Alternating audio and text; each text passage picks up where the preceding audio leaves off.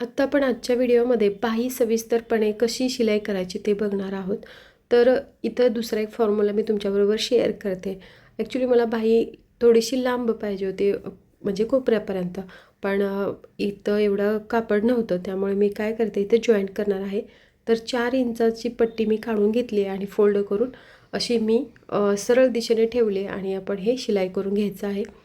जर तुम्हाला याच्यापेक्षा जास्त म्हणजे 4 इंचाची पट्टी जॉईन करायची असेल तर ते पुढे मी तुम्हाला दाखवेन. आता फक्त 2 इंचाची पट्टी आपण कशी वाढवायची ते बघतोय. आणि जर तुम्हाला काहीच वाढवायचं नसेल तर सरळ जी बाही आहे ती फोल्ड करण्यासाठी जर तुम्ही ठेवली असेल तर एक्स्ट्राचं कापड तर फोल्ड करून घ्यायची. नसेल तर एक्स्ट्राची पट्टी तुम्हाला जोडायची असेल तर तुम्ही एक्स्ट्राची पट्टीसुद्धा लावू शकता छोटीवाली. म्हणजे 2 इंचाची पट्टी घ्यायची आणि फोल्ड करून ती आपण 1 इंचाची करून ठेवायची. जर तुम्हाला पट्टीच नको असेल तर फक्त 1 इंचाचं कापड घ्यायचं आणि ते फोल्ड करून बाहीला जॉईन करायचं आहे. तर हे बघा, असं हे मी शिलाई करून घेतले. आता ह्याच्यावरून आपण दाबटीप देऊन घ्यायचे. तर हे एवढं कशासाठी करायचं की अशी जर बाही आपण शिलाई केली तर ह्याचा एक वेगळाच लुक क्रिएट होतो आहे. त्यासाठी असं हे आपण करून घ्यायचं आहे. तुम्ही कधी केलं नसेल तर नक्की करून बघा. बऱ्याच वेळा कापड वगैरे कमी पडलं तर मी असं हे करत असते. पण ते दिसायला पण छान दिसतं.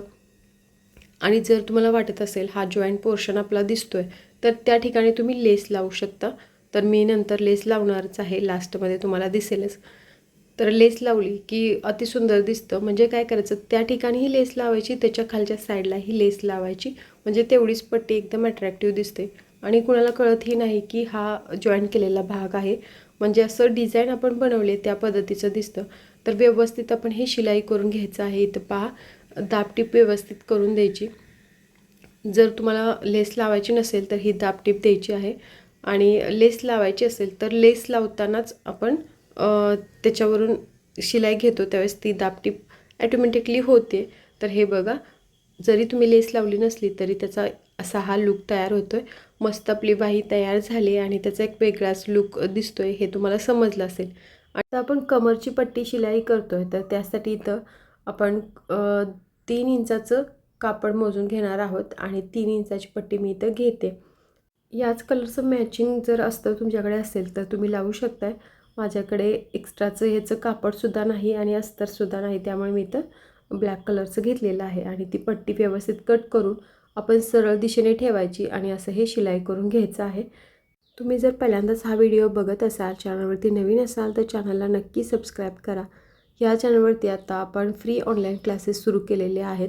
याच्यापूर्वी साड्यांचे क्लासेससुद्धा झालेले आहेत. वेगवेगळ्या पद्धतीच्या साड्या कशा शिलाई करायच्या त्याची सविस्तर माहिती मी तुमच्याबरोबर शेअर केलेली आहे. स्टिचिंगविषयीची बरीचशी माहिती मी तुम्हाला नेहमी वेळच्या वेळी सांगत आलेली आहे. तर एकदम डीपमध्ये सविस्तरपणे हळूवारपणे सांगणारे आपले व्हिडिओज आहेत.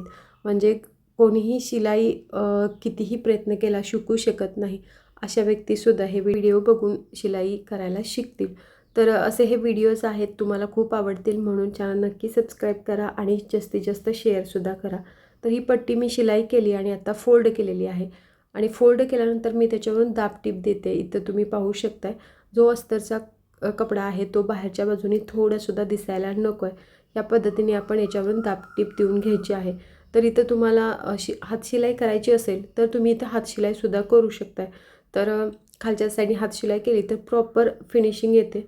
तर खरं तर ह्या ब्लाऊजचं कापड ब्रॉकेटचं आहे आणि ह्याच्यातून एवढं काही दिसतही नाही, त्यामुळे मी असं शिलाई करून घेते. पण तुम्ही ह्याच्यावरून हातशिलाई करून घ्या. प्लेन कापड असेल तर नक्की हातशिलाई करा, नाहीतर त्याचा लूक पूर्ण बिघडून जाईल. म्हणजे व्यवस्थित दिसणार नाही. ब्लाऊज व्यवस्थित बसतो बट दिसायला तो व्यवस्थित दिसत नाही. तर असं हे मी टीप मारून घेतलेली आहे. तर आता खालचा पोर्शन व्यवस्थित आपण शिलाई करून घेतला आहे.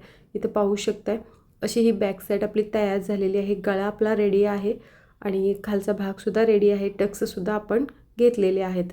तर पहिल्या व्हिडिओमध्ये आपण टक्स कसे घ्यायचे ते सुद्धा बघितलेलं आहे आणि जवळून तुम्हाला मी दाखवते. अशा पद्धतीने मी टिप मारून घेतले. तर ह्याचासुद्धा लूक मस्त आला. आता पुढचा जो भाग आहे त्या ठिकाणी आपण पट्टी जोडून घेऊया. तर तशीच पट्टी मी कट केलेली आहे. तर इथं पट्टी आपण जॉईन करताना जो कडेचा भाग आहे त्या ठिकाणी फोल्ड करायचा आहे, कारण इथं आपण हुक पट्टी तयार केलेली आहे. इथं पाहू शकताय, असं हे आपण फोल्ड करायचं आणि नंतरच ते सरळ दिशेने ठेवायचं आहे. ही जी पट्टी आपण आतल्या साईडने लावून घेतो आहे ती आपण आता सध्या सरळ दिशेने ठेवून ह्याच्यावरून टिप मारून घ्यायची आहे.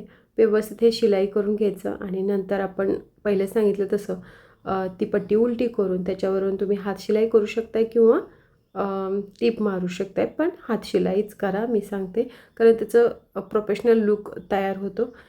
तर ह्याच्यापूर्वी आपण भरपूर व्हिडिओज टाकलेले आहेत. अगदी झिरोपासून आपण ह्या शिवण क्लासची सुरुवात केलेली आहे. जसं तुम्ही समोरासमोर बसून शिकता त्याच पद्धतीने मी हे सगळं काही शिकवलेलं आहे फ्रेंड्स. पहिले व्हिडिओ तुम्ही पाहिले नसतील तर नक्की पहा. त्याच्यामध्ये सगळी डीपमध्ये माहिती मी सांगितलेली आहे. आपण एवढ्या खोलपर्यंत माहिती घेतलेली आहे की आता तुम्हाला बरंचसं शिवण क्लासमधलं समजलं असेल. कसं काय घ्यायचं, मापे कशी घ्यायची, मशीन कशी चालवायची, किंवा आपण ब्लाऊज कट करताना तो नक्की कसा कट करायचा, शोल्डर जर तुमचे उतरत असतील तर काय करायचं, मुंड्यामध्ये कचत असेल तर काय करायचं. बरेचसे प्रॉब्लेम आपण सॉल्व केलेले आहेत त्याच्यापूर्वी. म्हणजे प्रत्येक व्हिडिओमध्ये मी एक एक तो पॉईंट सांगते, एक एक म्हणण्यापेक्षा बरेचसे पॉईंट्स सांगते प्रत्येक व्हिडिओमध्ये. म्हणजे जशी शिलाई आहे त्यानुसार पॉईंट येत राहतात आणि त्यानुसार तुम्हाला एक्स्ट्राची माहितीसुद्धा भेटत राहते.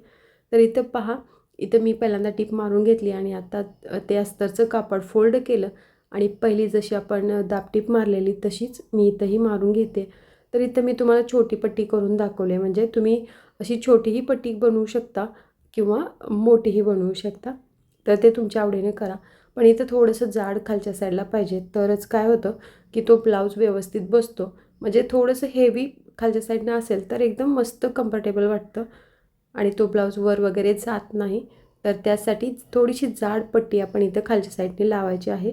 जर अस्तरची आपण पट्टी लावली तर थोडंसं जाड अस्तर लावा. जर अस्तर एवढं जाड नसेल तर तुम्ही त्याच्या 4 पट्ट्या बनवू शकता. तसं हेवी केलं तर एकदम मस्त दिसतं ते आणि बसतंसुद्धा. तर हे बघा, तर आज आपण पाठीमागचा भाग, पुढचा भाग शिलाई केलेला आहे. बाहीसुद्धा शिलाई केलेली आहे.